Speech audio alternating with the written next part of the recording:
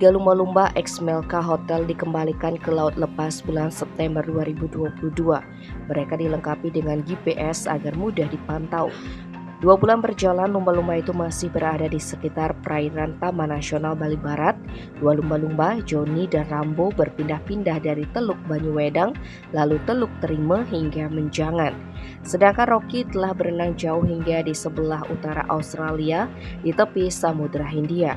Kendati telah mampu beradaptasi dengan habitat aslinya, namun satu lumba-lumba ternyata mati. Joni diduga mati karena faktor usia yang sudah tua. Mamalia laut itu mati sekitar 1 November 2022 lalu. Joni mati sekitar pukul 5 WITA.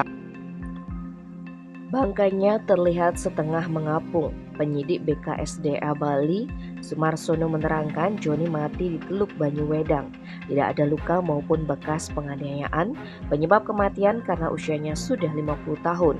Kematian Joni diketahui pertama kali oleh seorang relawan yang sedang piket saat itu. Pada waktu itu ia melakukan monitoring menggunakan teropong. Pandangan matanya menangkap seekor lumba-lumba yang aneh. Kondisinya nyangkut, belum mengapung sepenuhnya. Kepalanya di atas permukaan dan ekornya masih di dalam air.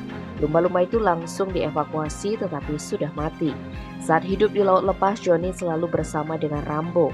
Sebab Joni memiliki penglihatan yang tidak sempurna, maka perilaku Joni cenderung mengikuti Rambo. Ketika Rambo makan, Joni ikut makan. Sedangkan Rocky mainnya paling jauh karena paling muda. Sepeninggal Joni, kini Rocky sudah tidak dapat terpantau lagi. GPS yang terpasang di siripnya sudah tidak memberikan sinyal atau tanda-tanda lokasi. Tapi Rambo masih mutar-mutar di Banyuwedang, kondisinya masih fit. Tim Bali Express melaporkan.